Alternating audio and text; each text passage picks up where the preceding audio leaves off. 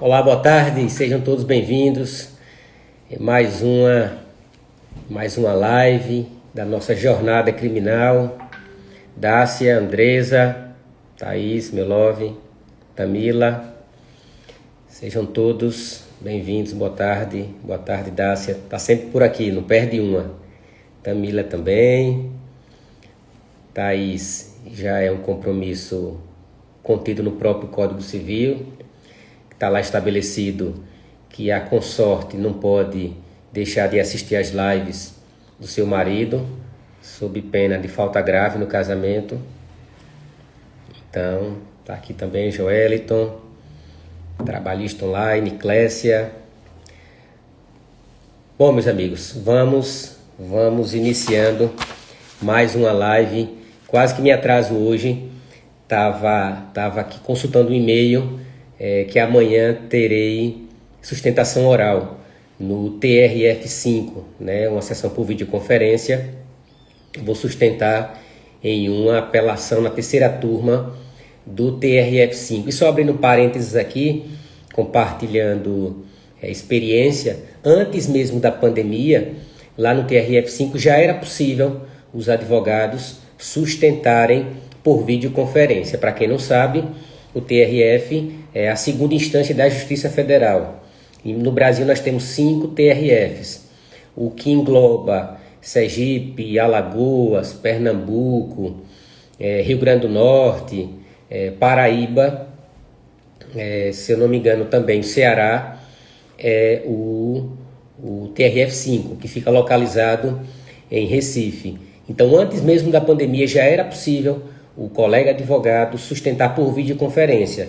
A diferença é que a gente se habilitava, requeria sustentação oral, ia até a sede da Justiça Federal, que é em Aracaju, ali no bairro Capucho, perto do Hospital de Urgência, e sustentava ali na sede da Justiça Federal. Então, os desembargadores iam até a sede do TRF5, eles estavam lá posicionados, você sustentava e depois quem iria sustentar presencialmente sustentaria em seguida lá mesmo no TRF. Então já aconteceu situações de ser importante, isso tudo antes da pandemia, situações em que era importante a gente ir até Recife para poder despachar com os magistrados, com os desembargadores, distribuir memoriais, explicar presencialmente a tese que você ia suscitar e sustentar presencialmente. Então, processos mais densos, processos mais complexos, eu conversava com o cliente, explicava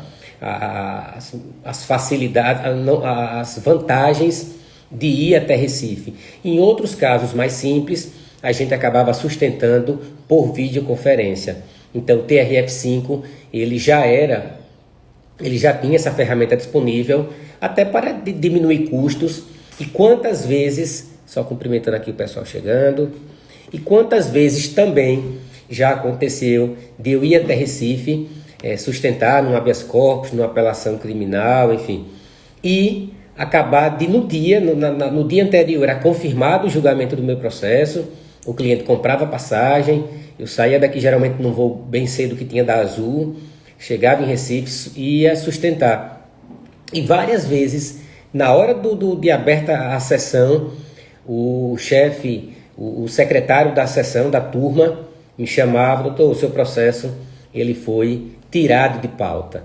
Então, eu perdia tempo, meu cliente perdia o recurso que ele investiu para comprar aquelas passagens, enfim. Então, por videoconferência, isso não acontece. O máximo que pode acontecer é na hora da sessão, o meu processo ser tirado de pauta e eu perder aquele tempo que eu fiquei ali disponível, mas não preciso ir até um outro estado. Então, eu acredito, para fechar esse ponto, que superada essa crise sanitária, superada essa pandemia, eu entendo que essa ferramenta tecnológica de videoconferência, ela deve permanecer. Como eu disse, amanhã, às 9 horas, eu vou sustentar numa apelação na terceira turma do TRF5. Mas lá, antes da pandemia, já tinha esse canal, mas nos outros tribunais, como o de Sergipe, por exemplo, ou outros tribunais como o STJ, eu acredito que devem voltar as sessões presenciais, eu acredito que devem retornar quando tudo isso for superado, for resolvido, mas entendo também que esse canal, que é a utilização da videoconferência nos julgamentos dos recursos, das ações penais, dos habeas corpus, eles também devem possibilitar o advogado que sustente por videoconferência, principalmente para facilitar o deslocamento. O Brasil, que tem dimensões continentais, nem todo cliente, nem todo jurisdicionado tem condição de arcar com passagem aérea, eventualmente com hospedagem, com alimentação, com transporte do advogado, além de honorários que a gente pode cobrar, depende da situação,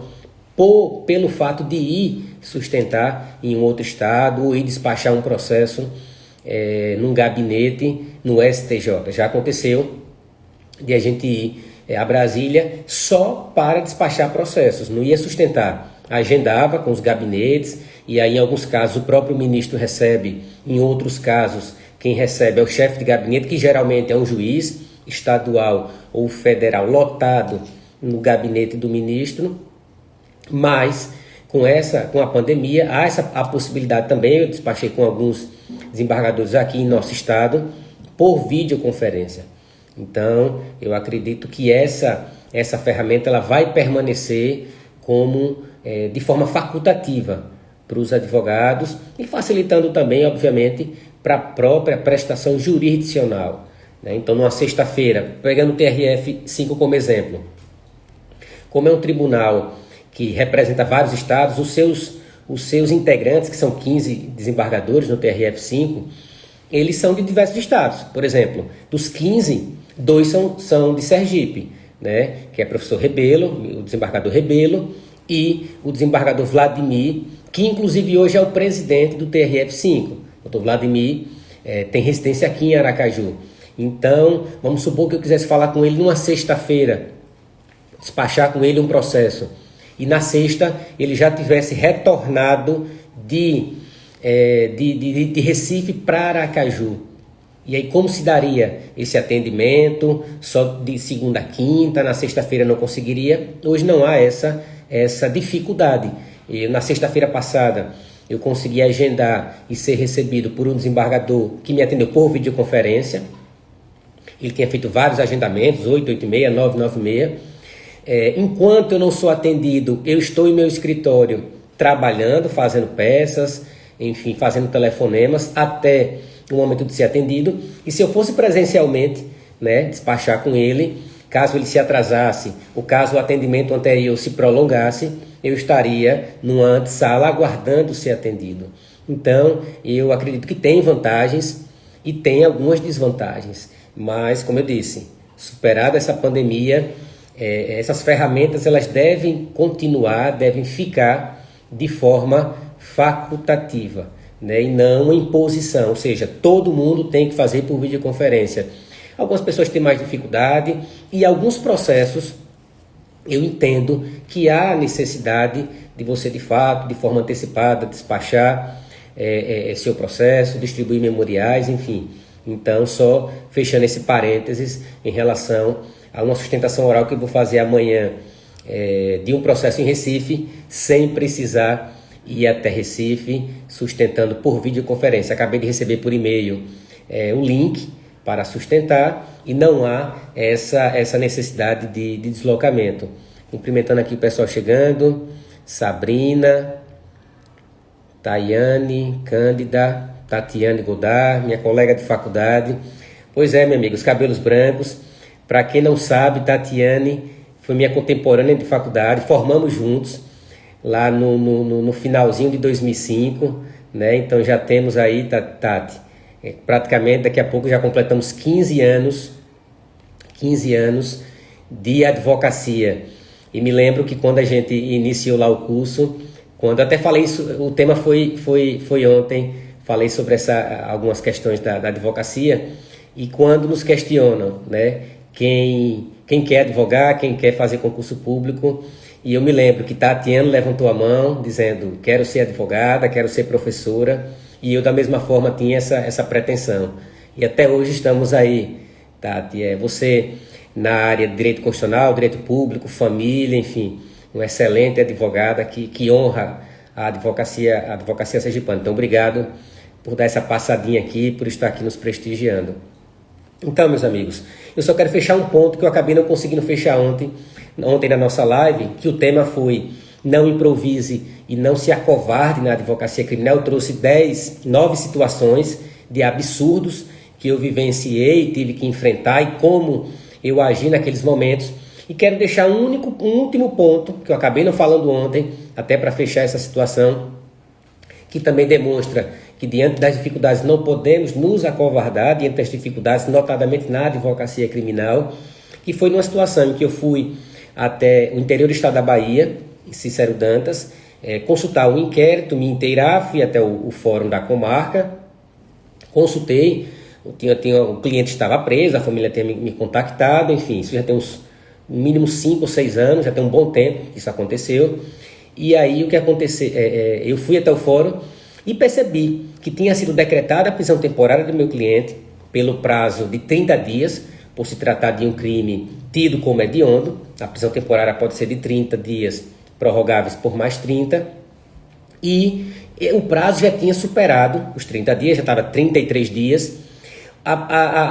Não foi decretada a prisão preventiva e nem foi prorrogada a prisão temporária. Então aquela prisão era ilegal. Então era um dia de segunda-feira, não tinha juiz, não tinha promotor no fórum. Fui até a delegacia de polícia, pedi para falar com o cliente, conversei com ele, enfim. E pedi para falar com o delegado e questionei a ele o motivo da manutenção daquela prisão, mesmo o prazo tendo se encerrado. E no caso da prisão temporária, para quem não sabe, quando se encerra aquele prazo pré-estabelecido, não há necessidade de lavratura de um alvará de soltura. Se tinha 30 dias, cumpriu os 30 dias, não foi prorrogado, não foi convertido em prisão preventiva, automaticamente a autoridade policial deve soltar a pessoa que foi presa. Isso não tinha sido feito. E eu questionei o delegado, porque o cliente ainda estava preso, e porque eu podia não ter conhecimento dessa prorrogação ou da conversão na prisão preventiva. Então, vou colocar aqui rapidinho que eu esqueci aqui, para o telefone não ficar tocando. Então, até para me inteirar. E aí o que aconteceu? Ele disse, não, doutor, eu já pedi a prorrogação, mas a juíza não despachou. Sim, se não despachou, não há a possibilidade dessa manutenção. Inclusive, doutor, eu sei que não é o caso do senhor, mas é abuso de autoridade, o senhor sabe mais do que eu, a manutenção de alguém no cárcere sem uma ordem judicial. E ele disse, não, a juíza não veio hoje, mas eu já pedi e vou aguardar ela decidir. E aí, naquele momento, o que é que eu poderia fazer? Ele disse que não ia soltar. Eu sabia que ele estava praticando um abuso de autoridade. Fui numa lan house, na época ainda tinha lan house. Fui numa lan house, a 2 quarteirões da delegacia, redigi uma petição direcionada ao delegado, dizendo que promovesse a soltura do meu cliente sob pena do cometimento do crime de abuso de autoridade. E aí citei o artigo lá da Lei 4898, que na época estava vigente e agora foi revogada essa lei com o pacote de crime, trazendo uma nova lei de abuso de autoridade. E aí protocolei com o escrivão, protocolei e me retirei, voltei para o fórum. Porque se eu simplesmente fosse protocolar com ele, com o delegado, ele não ia receber a petição, não ia dar o recebido, e eu tinha que formalizar aquele abuso. Quando eu protocolei, não deu nem tempo de eu chegar no carro. O escrivão acho que entregou ao delegado, ele veio, e aí, doutor, o senhor protocolou essa petição e tal, enfim, agora vai me complicar, como é? Eu disse, não vou complicar o senhor, só estou formalizando o meu pedido. O senhor pode negar ou não. E aí o que aconteceu? Ele promoveu a soltura do cliente, ele acabou sendo solto, depois de 10 dias foi decretado novamente, porque a juíza acabou demorando esse tempo todo, foi decretada a prisão preventiva e, considerando que nesse lapso não houve fato novo, não houve necessidade, eu impetrei um habeas corpus e lá no TJ Bahia, depois de 3 meses que foi julgado esse habeas corpus e acabou sendo concedida a ordem. Mas mais um exemplo, que eu acabei não tendo tempo de falar ontem, em que nós não podemos nos acovardar. Ainda que depois tenha sido decretado, ou então ele vai voltar a ser preso, isso não importa. se eu estava diante de uma situação de ilegalidade, se eu estava diante de uma situação que configurava abuso de autoridade, eu não poderia simplesmente deixar para lá, dizer para a família, não, ele já foi pedido a prisão para prorrogação, provavelmente vai prorrogar, então não adianta a gente estar criando qualquer tipo de caso ou indisposição com a autoridade policial. E esse não deve ser o pensamento do colega de se indispor, ou de o que é que vão achar, o que o delegado não vai gostar, o delegado vai... A gente não pode, a gente que está vindo para a advocacia criminal, que está na seara criminal, a gente não pode estar com esse tipo de preocupação, em agradar ou desagradar. A nossa preocupação é defender bem e fielmente os interesses do nosso cliente, com ética, né, com boa fé processual, não é inventando história, não é juntando documento falso, não é criando situações de embaraço, não. Mas a legislação penal, processual penal, ela traz uma série de mecanismos, de caminhos que podem ser utilizados pelo colega advogado criminalista em prol do seu cliente, né? Você pode não conseguir a absolvição em vários dos casos, mas você pode conseguir uma substituição de uma pena privativa por uma pena restritiva de direitos. Você pode conseguir uma pena mínima e, em razão dessa pena, alcançar até a prescrição. Você pode suscitar a decadência em crimes que exigem representação. Então, existe uma série de mecanismos para você defender o seu cliente, né? Muitos, até tinha num grupo que a gente participa, o advogado criminalista ele tem que mentir, ele tem que ser mentiroso. Não, pelo contrário, quem pensa assim não entende qual é a função do advogado, seja de qual área for, e principalmente o criminalista, né? Quem acha que vai ganhar um processo mentindo, até porque é o seguinte, existem várias situações de abuso, né? Quando é lavrada uma sentença absolutória, é a descoberta de um erro, ou seja, o erro em se investigar, se prender, eventualmente denunciar, em alguns casos, inclusive, condenar aquele cliente. Então, a lavratura de uma sentença absolutória é a descoberta de um erro. Cumprimentar aqui também minha amiga Júlia Rossini, ela que é fera em vendas na internet. Quem não conhece Júlia, segue lá, que ela tem muita coisa para nos ensinar diariamente. Obrigado, Júlia, pelo auxílio que sempre você me dá. Então, meus amigos, eu queria fechar só esse ponto de ontem e quero iniciar nosso tema de hoje, né? O tema da nossa live de hoje é o ponto de partida e a linha de chegada na advocacia criminal, né? Na advocacia criminal. E qual é o ponto de partida na advocacia criminal? É quando eu me formo, que eu passo na prova da OAB, que eu decido ser advogado criminalista? Não. Eu entendo que não. Eu entendo que o ponto de partida é muito anterior. O ponto de partida, pelo menos para mim, foi assim e assim funcionou e funciona. O meu ponto de partida, e aí eu falo mais direcionado a quem ainda está na faculdade, quem está finalizando o curso de Direito. O meu ponto de partida foi lá no momento em que eu estava na faculdade e que eu me dediquei ao máximo ao curso que eu estava fazendo. Não venho de família de juristas, meus pais, meus tios, meus primos não são da área jurídica, não são advogados, enfim, são todos comerciantes. Até o momento que eu me formei, eu trabalhava com meus pais, vendendo na feira, enfim, então não tinha esse encaminhamento familiar. Então, o meu ponto de partida foi ali, desde o momento da faculdade, em que eu procurei ao máximo me dedicar. Se o professor passava um livro para determinado tema, eu buscava ler 1, 2, 3 livros, não comprava o livro, pegava emprestado na biblioteca, tirava a Xerox lá na Xerox que tinha lá em frente à Unite. Então, busquei me dedicar ao máximo desde aquele momento. Por quê? Porque eu entendia e entendo que desde esse primeiro momento nós já estamos sendo observados. Observados pelos professores, que amanhã você pode fazer estágio na Defensoria, no Ministério Público, na advocacia. E foi o que aconteceu comigo. Nesse primeiro ponto de partida, em razão da dedicação, do estudo, do interesse, acabou surgindo uma seleção de um estágio na Procuradoria-Geral do Estado. Foi quando Evânio, que foi meu professor, disse lá na sala: Fábio, vai ter uma seleção na PGE e tal, se você tiver interesse, você faça. Ele disse, não, professor, mas o meu interesse era ser seu estagiário, estar em seu escritório. Eu disse, não, no escritório não tem vaga, mas como eu sei do seu interesse, vai ter essa seleção. E aí eu já pretendendo depois ir para o escritório, e ele estando na procuradoria, foi o que eu fiz, fiz a seleção na procuradoria e virei estagiário na Procuradoria do Estado e ali próximo daquele com o qual eu queria fazer estágio.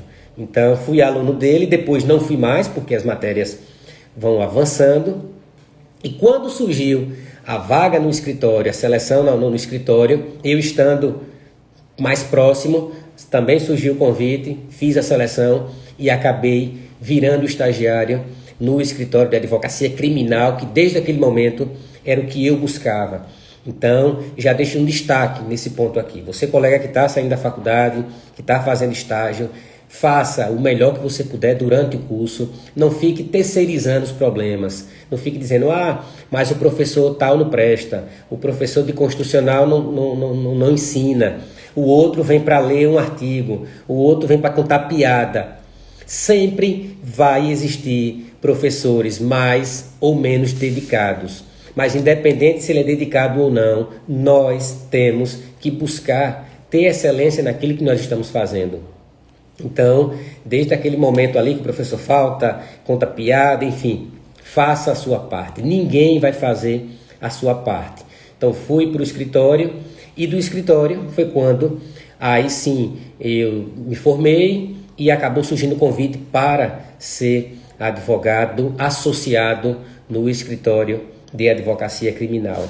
Então, o ponto de partida que eu entendo é desde esse primeiro momento até você iniciar de fato a sua advocacia. E um outro ponto de partida para quem não teve a oportunidade de fato fazer estágio ou se dedicar à área que queria seguir na carreira profissional nesse primeiro momento, quando você inicia a sua atividade profissional, existe de fato uma definição, né, de onde você quer chegar. Atente que o nosso tema aqui é o ponto de partida e a linha de chegada na advocacia criminal.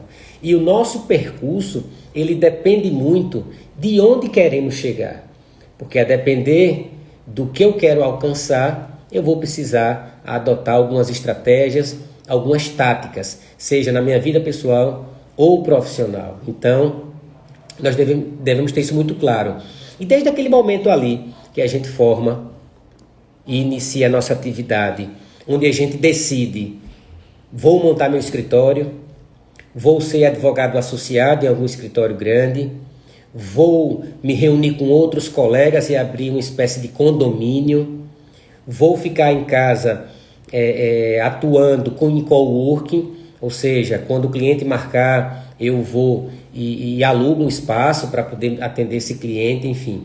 Então, essas decisões que eu vou tomando no desenrolar da nossa atividade profissional, ela vai definindo onde de fato nós iremos chegar.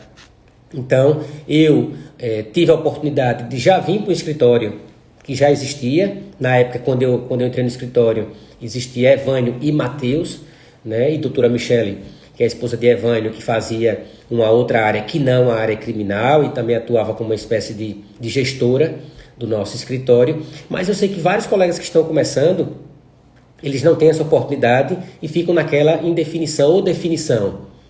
Vou me reunir com outros colegas, vou para um escritório grande ser associado e aí recebendo valores até menores, mas é um momento em que eu também posso, naquele momento, conquistar experiência, onde eu posso entender de gestão de escritório para em determinado momento eu abrir o meu próprio escritório.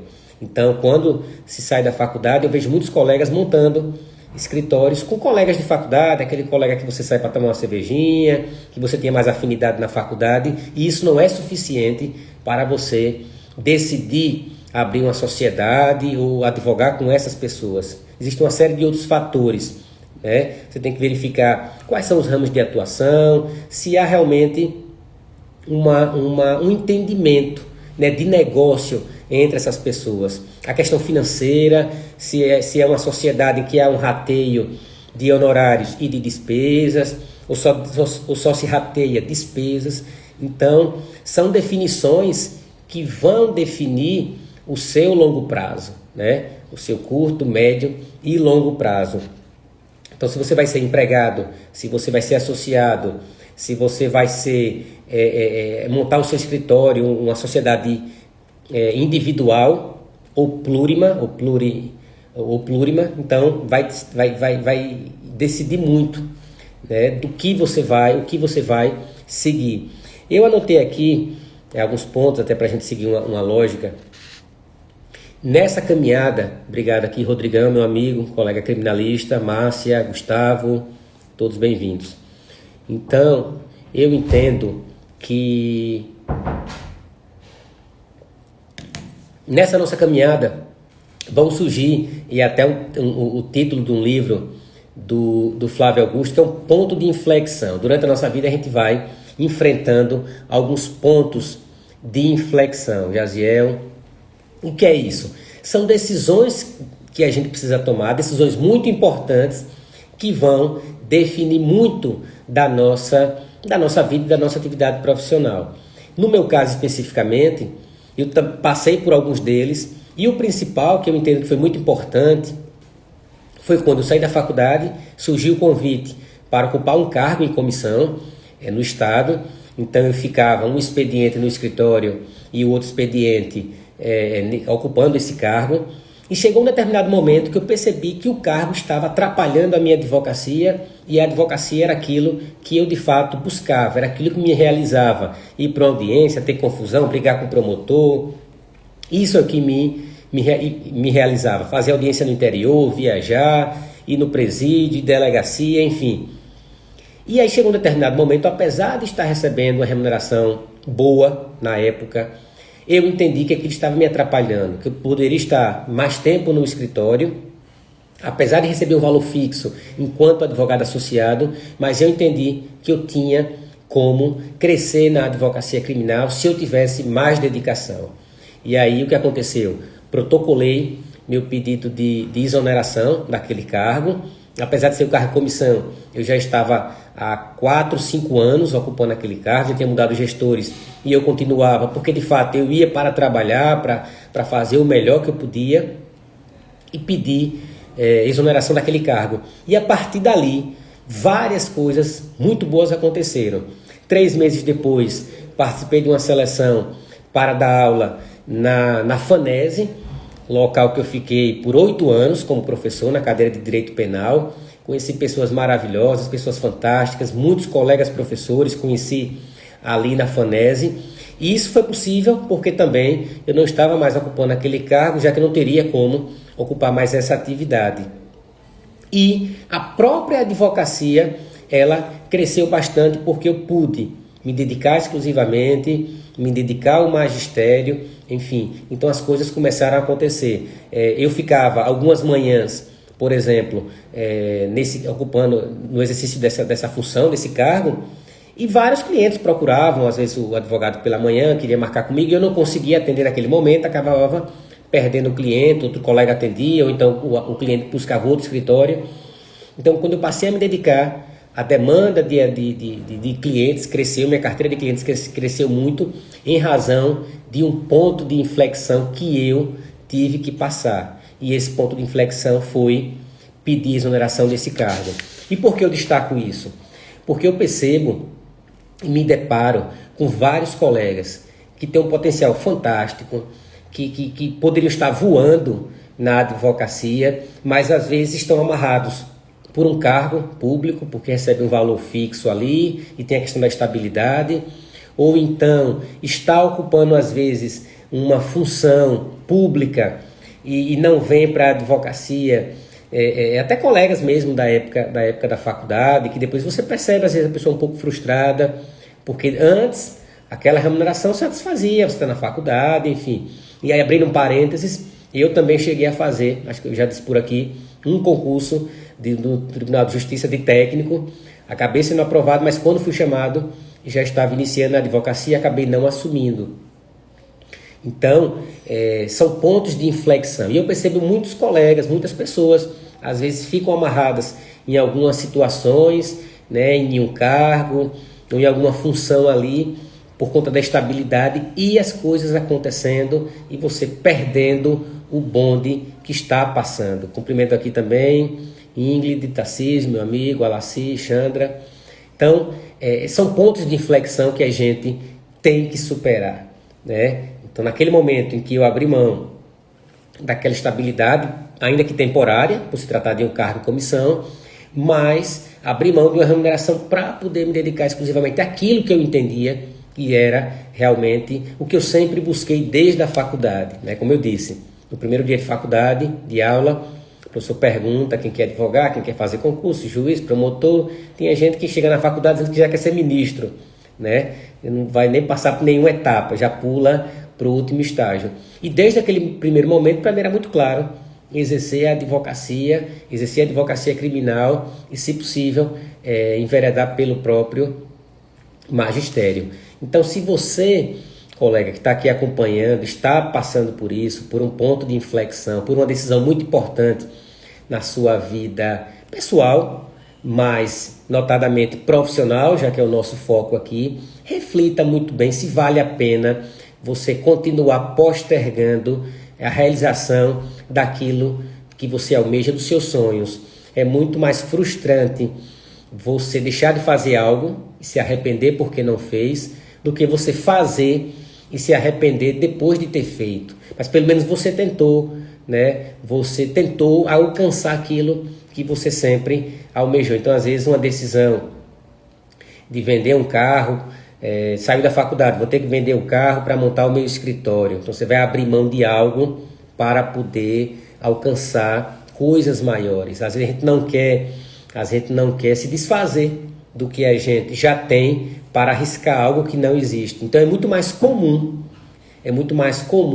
você arriscar por algo que você não se arriscar para não perder algo, né, que você já tem, do que você arriscar por algo que você não conhece, que você não sabe se vai. Então muita gente às vezes fica amarrado ali naquela situação, naquela situação de advogado associado, por exemplo, onde você recebe uma remuneração pequena, uma comissão, um percentual dos processos que você atue, e você percebe que às vezes aquela estrutura, aquele escritório está lhe prendendo, que você, saindo dali, você pode, você não teria aqueles valores fixos, apesar de pequenos, mas lhe daria uma liberdade, uma possibilidade de alcançar coisas muito maiores. Um exemplo disso é a própria Andresa, tá aqui. Concordo demais, tem que se jogar no que quer.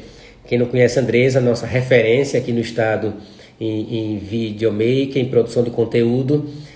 Quem não conhece a Andresa trabalhava em uma instituição de ensino, fazendo um pouco do que ela faz hoje, ganhando carteira assinada, saláriozinho fixo, férias, 13º, tinha um horário para começar a trabalhar e um horário para terminar, enfim.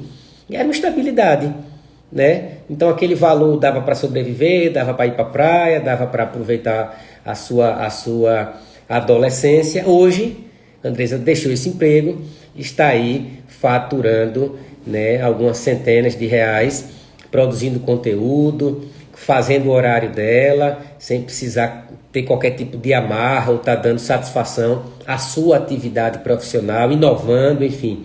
Então, seja na atividade jurídica, ou seja em qualquer área, na engenharia, na publicidade, como na produção de conteúdo. Outro amigo aqui, que Móveis Mob, que é meu amigo Marcílio, da mesma forma, empreendeu, abriu sua empresa, sua marcenaria, é quem faz os móveis, fazendo mexão já aqui de graça para esse povo todo, aqui do escritório, da minha casa, também resolveu abrir o seu negócio. Então, muitas oportunidades estão surgindo, né, na advocacia da mesma forma. Então, nós vamos nos deparar com esses pontos de inflexão, mas na linha da nossa live, o ponto de partida e a linha de chegada.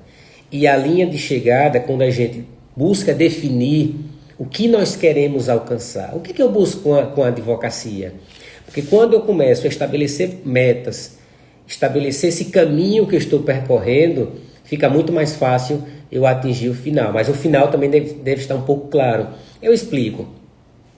Se você inicia a advocacia e você define que quer montar o seu escritório, mas nesse momento você não tem recurso, você não tem quem ajude e tal. Você vai para o escritório como associado, recebe o valor, usa aquele momento de experiência para ter mais segurança na sua atividade jurídica, para juntar algum dinheiro se for possível, entender de escritório, de gestão do escritório e montar o seu escritório. Então você traçou um objetivo e a pergunta é: o que é que eu preciso fazer para alcançar esse objetivo? E a segunda pergunta: o que é que eu estou fazendo? Porque não adianta simplesmente dizer, não, eu quero daqui a 1 ano, daqui a 2 anos, montar o meu escritório. Quero sair daqui, eu sou sócio com mais 3 colegas, eu não quero isso, eu quero agora montar o meu sozinho e tal. Certo. É uma decisão que as pessoas tomam durante sua vida, o que ela acha que é melhor. E a pergunta é: o que eu estou fazendo para alcançar essa meta? Então, se o colega hoje está no escritório, está com alguma dificuldade, a meta é aumentar o faturamento do escritório, a meta é, vamos pegar uma situação bem inicial, a meta é ter meu primeiro cliente. Saí da faculdade, peguei minha carteirinha, fiz a festa, tirei foto, postei no Instagram, botei lá perfil, mudei o perfil, tá? Botei uma foto de terno, não tenho cliente. Minha primeira meta é ter o primeiro cliente. O que é que eu estou fazendo para alcançar esse primeiro cliente? Eu estou produzindo conteúdo, eu estou postando artigos, se eu quero ser advogado associado ou empregado, eu estou participando de seleções, distribuindo currículo. O que é que eu estou fazendo para atingir essa meta, que é alcançar o primeiro cliente? Quem já tem o seu cliente, já tem o seu escritório, eu quero aumentar o meu faturamento, eu quero aumentar minha carteira de clientes. O que é que eu estou fazendo e o que é que eu preciso fazer para alcançar essa meta estabelecida? Então, quando eu falo do ponto de partida, do empenho, da dedicação, no momento que você está na faculdade, no momento que você é estagiário, no momento que você e aí pegando o meu exemplo, no momento em que eu sou advogado associado, são 4 advogados no escritório, 3 sócios, eu associado e os estagiários. No momento em que eu sou advogado associado, que eu estabeleço como meta ser sócio deste escritório. Estabeleci isso em 2006, no dia 24 de abril de 2006, quando eu comecei a advogar, tá lá, o dia que eu peguei minha carteirinha, eu estabeleci que, nesse primeiro momento, o meu próximo passo, melhor, era ser estagiário, depois ser advogado nesse escritório, e o próximo passo é ser sócio do escritório. Em 2006 estabeleci essa meta. O que era necessário fazer, o que eu estava fazendo. Atuei da melhor forma, abracei o escritório como se fosse meu, mesmo sendo associado. Enfim, nunca fiz corpo mole, sempre me apresentando, ainda que eu poderia estar ganhando mais, enfim, eu deveria ser mais valorizado, independente de qualquer situação. Nesse sentido, sempre estabeleci a meta, e para alcançar essa meta eu sabia que eu tenho que percorrer um caminho, e essa meta foi atingida em 2017, quando de fato eu ingressei na sociedade. Mas foi uma meta estabelecida atrás, estabeleci a meta. Segunda pergunta: o que eu preciso fazer? E terceira pergunta: se de fato eu estou fazendo. Então busquei cumprir esse passo a passo, esses requisitos. Então, superada essa meta, qual é a minha próxima meta? Qual é a próxima meta do colega que está aqui acompanhando, que está aqui assistindo, né? É sustentar no Supremo Tribunal Federal, é ser um advogado conhecido, é ficar rico com a advocacia, é ter uma vida confortável, é ter títulos acadêmicos. Não, minha meta, Fábio, depois que estiver advogando, estiver ganhando dinheiro para sobreviver, para ter uma vida confortável, eu quero fazer um mestrado, um doutorado, quero fazer um curso fora, enfim. Tudo isso depende de cada um tem uma meta diferente, né? Uns prestigiam desde o começo, desde que se formam, fazer cursos de pós-graduação, mestrado, doutorado. Outros juntar seu primeiro milhão, outros abrir o seu escritório, outros no primeiro momento, ser advogado empregado ou associado. Então, esse percurso que a gente vai fazendo, lógico, não é uma linha reta, né? Quando a gente fala, parece que eu estabeleci uma meta e daqui a 2 anos, sem qualquer intercorrência, eu fui lá e atingi. Não, não é assim. No meio do caminho aconteceu muita coisa. Você casa, você tem filhos, acontecem problemas na família, com questão de saúde, com familiares, enfim. Não é uma linha reta que você estabelece, né, e alcança aquilo que você planejou. Mas o planejamento ele é necessário, ainda que no caminho ele não seja reto, ele seja tortuoso. Então, no ponto de partida e na linha de chegada na advocacia criminal, é necessário que o colega estabeleça essas metas. E outra coisa também que a gente deve destacar é que essas metas elas podem ser mudadas durante o caminho. Não quer dizer que porque você estabelecer uma meta e daqui a 2, 3, 4, 5 anos abrir seu escritório ou fazer isso ou aquilo, não há possibilidade de você mudar. Ah, sim, como eu disse, às vezes a gente se depara com situações que exigem você abrir mão de algumas coisas, né? Às vezes questões familiares, questão de saúde, enfim. A própria pessoa se descobrir que não é aquilo que ela queria. Por exemplo, alguém desde a faculdade tem aquela paixão pelo direito penal, né? Desde o mito da caverna, você vê lá em filosofia, no primeiro período, tem júri simulado, tem audiência criminal simulada, e você faz com aquela empolgação, e eu sou criminalista, e são as garantias constitucionais e legais e tal. Forma e tem a oportunidade de advogar na área criminal, né? E aí, no exercício profissional, a pessoa vai percebendo que aquilo, de fato, não lhe preenche profissionalmente falando. Aquela pessoa poderia ser, por exemplo, um excelente professor ou professora de direito penal, de processo penal, de criminologia, né? Nós temos excelentes professoras, inclusive nessa área, que não se adaptaram, por exemplo, à advocacia criminal, né? Tive 2 professoras na faculdade, excelentes professoras, que vieram para a advocacia criminal, mas elas mesmas confessaram que não se adaptaram à atividade advocatícia. Ou o contrário, a pessoa gosta realmente da advocacia, mas já não tem aptidão, afinidade com o magistério. Então, é um momento também de descoberta. Às vezes, a gente é instado, desde quando faz vestibular, a decidir, muito jovem, com 17, 18 anos, qual curso você vai fazer faculdade, e durante a própria faculdade você acaba trancando o curso, né? A pessoa vai fazer enfermagem, quer fazer medicina, ou faz medicina e desiste, porque se fosse fazer medicina ia desmaiar na primeira aula lá, tivesse sangue, né? Ia ficar logo tonto. Então você vai se descobrindo também nesse caminho, nesse percurso. Então, da mesma forma na advocacia.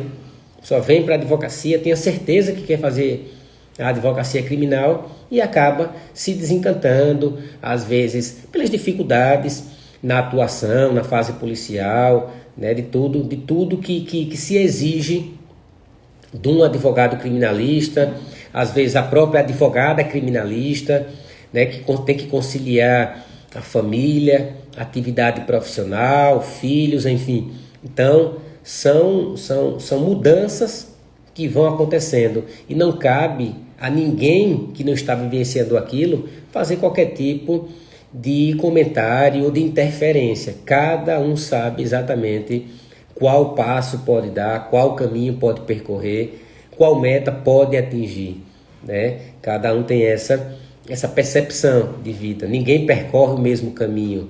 Se hoje eu atuo de uma forma, eu atendo os meus clientes de uma forma, tudo isso é reflexo de várias coisas que a gente vivenciou durante toda a nossa vida. Formação familiar, formação religiosa, enfim, o estágio que fez, as pessoas com as quais convivemos, né? Dizem que somos a média das 5 pessoas com as quais mais convivemos. Isso repercute né, na conversa, nos objetivos. Então, é algo que eu sempre destaco. Procure conviver, procure conversar, procure andar com pessoas que têm os mesmos propósitos que você. Isso serve, inclusive, quando você resolver montar o seu escritório, né, para que você tenha, tal qual um casamento, para que você tenha menos possibilidade de dar errado e mais possibilidade de dar certo, né? Da mesma forma que vários escritórios são abertos e depois de 6 meses, um ano e meio, o escritório fecha justamente por não haver, às vezes, essa conversa prévia, essa conversa franca de como o escritório vai funcionar, essa questão financeira, de despesas, para que ele dê certo. Então, na nossa live de hoje, tem uma pergunta aqui, deixa eu dar uma olhadinha.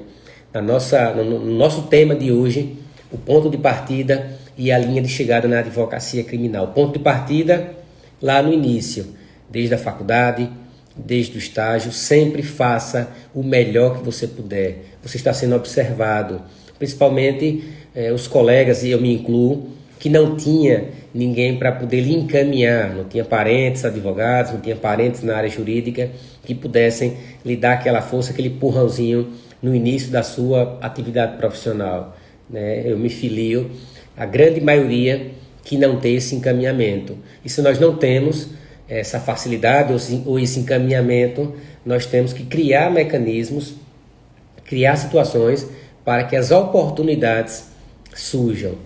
Tem uma pergunta aqui, deixa eu ver se é a pergunta mesmo.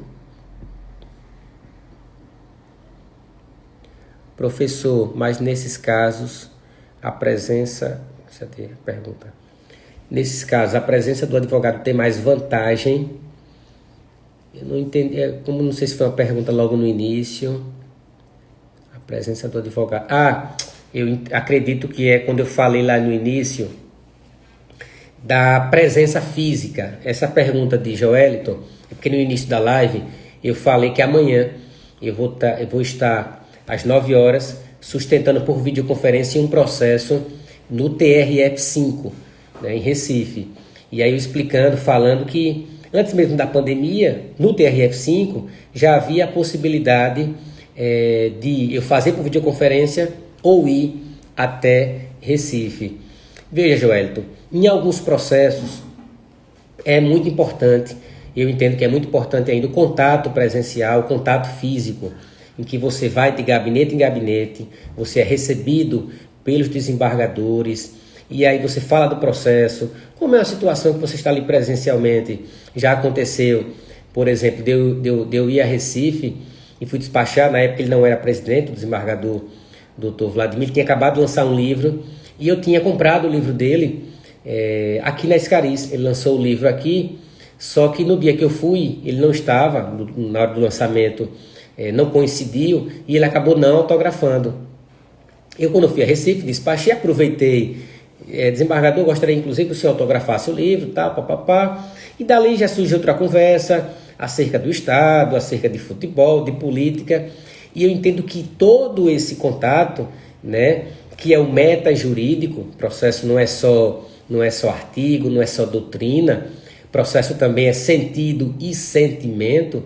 Então, naquele momento, você trata de outros temas, conhece um pouco da postura do próprio julgador, e isso, às vezes, pode, de certa forma, trazer qualquer tipo de influência no julgamento, né? De você entender qual é a postura dele em relação a determinados temas. Então, em alguns processos mais complexos, eu acredito que é muito importante esse contato presencial. Mas, como eu disse, acredito que a ferramenta deve permanecer. Voltemos para as sessões presenciais, acredito talvez só próximo ano, mas entendo também que a videoconferência, tal qual farei amanhã no TRF5, na terceira turma, entendo que deve permanecer de forma facultativa. Não sei como os tribunais vão se debruçar sobre o tema, mas entendo que é uma ferramenta que não vai retroceder, ela não vai deixar de existir. Ou ela é aplicada de forma mais intensa ou de forma facultativa, mas sempre com essa possibilidade. E aí é mais um alerta, inclusive para os colegas advogados, porque várias diligências, várias vezes, por exemplo, eu já precisei contactar um colega em Cascavel para fazer uma audiência por carta precatória, porque não era viável para o cliente que eu fosse até lá, não era um processo tão complexo. Contactei um colega, estabeleci os honorários, conversei com ele, passei por e-mail as perguntas que eu gostaria que ele fizesse, mandei um subestabelecimento, ele fez a audiência.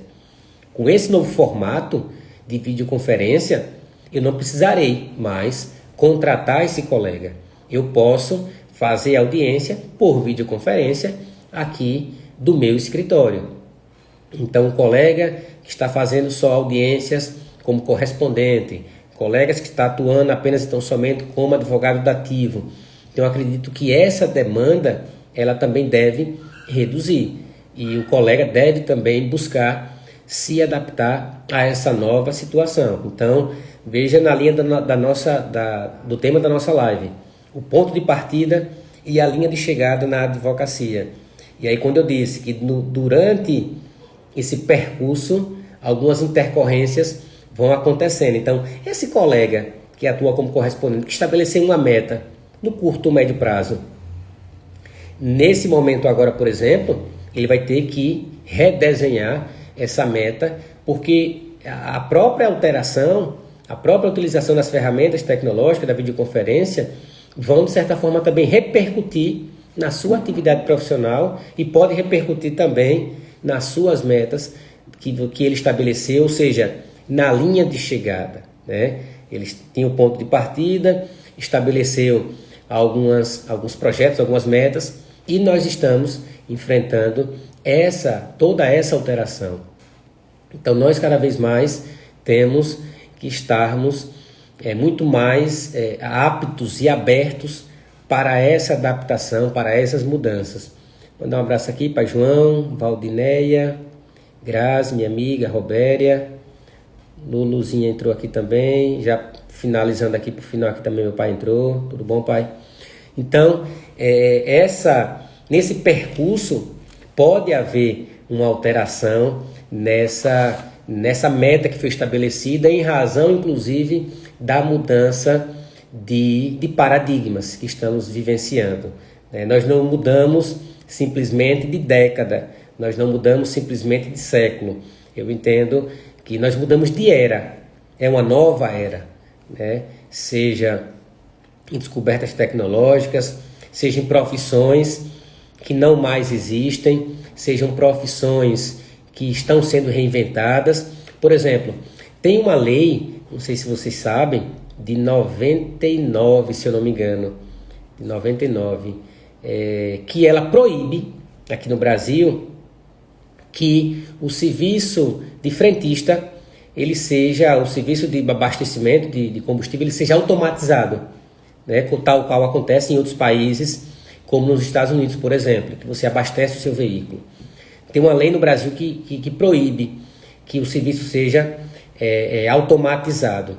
Mas se essa lei ela for revogada de um dia para o outro, salvo engano, 500 ou 600 mil bombeiros, frentistas, perderiam seus empregos. E essas pessoas todas iriam para qual mercado de trabalho? Seriam absorvidas se elas, de fato, se dedicam apenas e tão somente àquela atividade.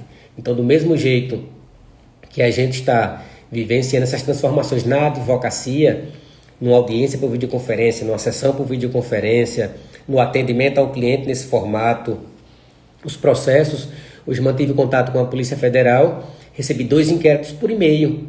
Em outras épocas, eu tinha que ter a Polícia Federal com a procuração, fazer um cadastro, o delegado autorizar e talvez no mesmo dia ou só no dia seguinte eu iria poder ter acesso a esse inquérito. Então veja o tempo que eu dedicava a essa tarefa, que agora eu simplesmente mando uma petição com a procuração por e-mail e recebo essa resposta quase que imediato, em alguns casos inclusive até pelo WhatsApp.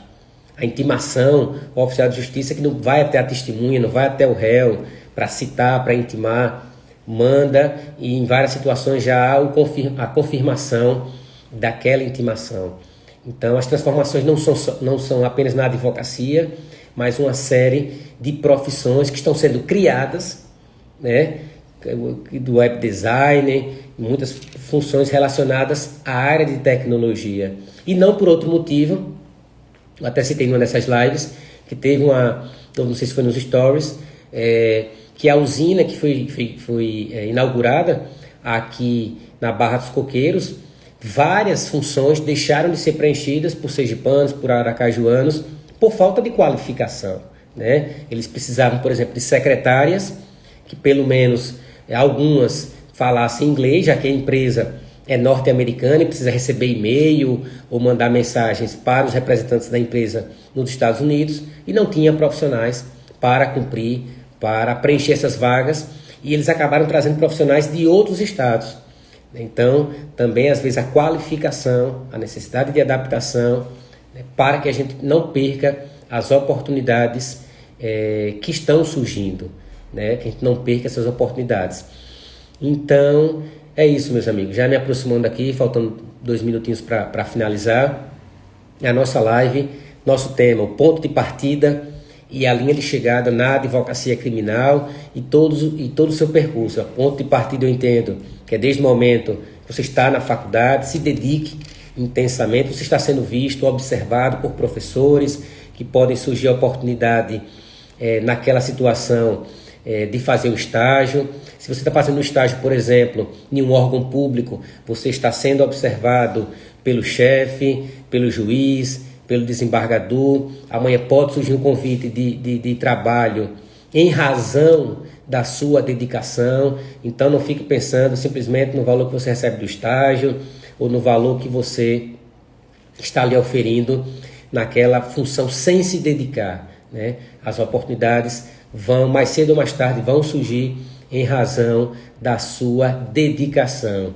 Durante esse percurso, você vai ter que enfrentar várias dificuldades, várias intercorrências e vários pontos de inflexão, né? Eu citei aqui um deles que eu vivenciei na questão do cargo, onde houve o pedido de exoneração para me dedicar exclusivamente à advocacia, mas que logo depois iniciei minha atividade no magistério superior, aumentei minha carteira de clientes e estabeleci metas de virar associado, de virar advogado sócio do escritório e várias metas que eu tenho hoje, apesar de já ter alcançado muitas coisas que eu defini na minha vida, mas tem várias coisas ainda que eu quero alcançar com dedicação, com ética, com muito estudo, sempre buscando agir com boa fé com as pessoas, sempre respeitando as demais pessoas.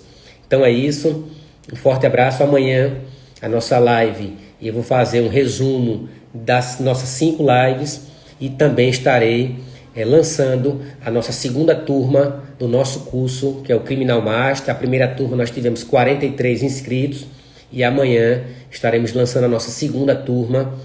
E aí eu vou explicar detalhadamente o que consiste o curso, o que é que o curso oferece, enfim, todos os pormenores do curso. E caso o colega se interesse, a colega se interesse, nós faremos aí uma imersão completa na advocacia criminal. Uma coisa é certa, depois que você faz esse curso, ou você vem para a advocacia com toda a paixão, ou você entende que a advocacia não é para você porque ela exige muita coisa que a gente compartilha nesse curso. Então, se você gostou da jornada, você vai gostar muito mais da nossa segunda turma. E como eu disse, amanhã, nesse mesmo horário, a gente vai, não aqui no Instagram, a gente vai fazer a transmissão através do YouTube.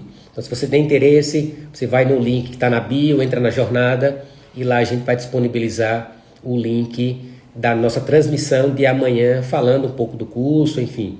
E quem tiver interesse, estamos à disposição. Ok, meus amigos? Mais uma vez um forte abraço e bora para a Action.